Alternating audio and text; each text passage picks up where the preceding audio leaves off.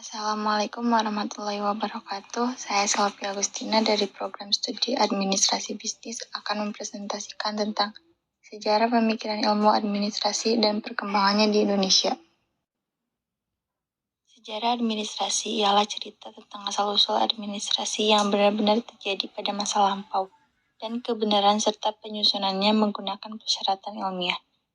Administrasi dapat dipandang sebagai seni, sebab dalam praktiknya administrasi memerlukan skill yang dapat dicapai melalui pelatihan dan di dalamnya ada ruang untuk memakai pertimbangan pribadi. Sejarah perkembangan administrasi dibagi menjadi 3. 1. Fase prasejarah yang berakhir pada tahun 1 Masehi. 2. Fase sejarah yang berakhir pada tahun 1886 Masehi. Dan 3. Fase modern, yaitu sejak tahun 1886 sampai sekarang. 1. Fase prasejarah.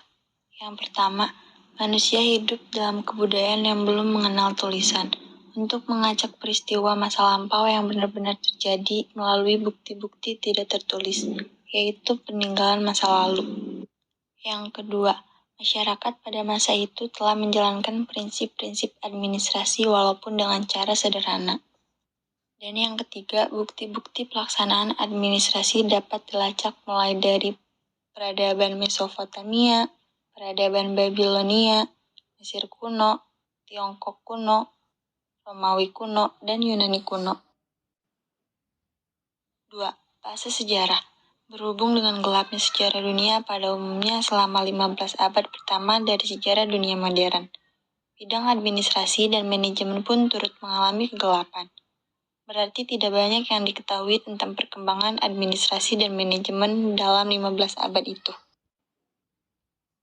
Kemudian diketahui bahwa timbulnya Gereja Katolik Roma telah mempunyai pengaruh besar terhadap perkembangan teori administrasi dan manajemen.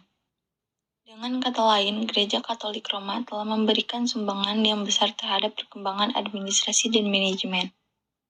Selama hampir 1 abad, hasil karya ini terlupakan dan baru diselidiki kembali lahirnya gerakan ilmiah, Scientific Management Movement, yang dipelopori oleh Frederick Winslow Taylor dari Amerika Serikat. Gerakan ini dimulai pada tahun 1886. Gerakan ini menandai 2 hal, yaitu 1.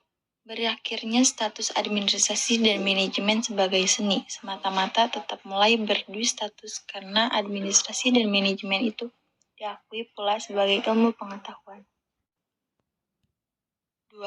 Berakhirnya tahap sejarah dalam perkembangan administrasi dan manajemen, dan tibanya zaman modern yang dimulai pada tahun 1886 dan masih berlangsung terus hingga saat ini.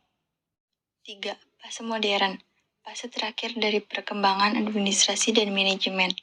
Oleh penulis dari nama zaman modern ditandai oleh lahirnya gerakan manajemen ilmiah yang dipelopori oleh Frederick Winslow Taylor di Amerika Serikat. Gerakan manajemen ilmiah tersebut lahir pada 1886 karena pada tahun itulah Taylor sebagai seorang sarjana pertambangan yang bekerja pada Millfield Steel Company di Philadelphia mulai mengadakan penyelidikan dalam rangka usahanya mempertinggi efisien di perusahaan dan meningkatkan produktivitas para pekerja. Sekian presentasi dari saya. Terima kasih.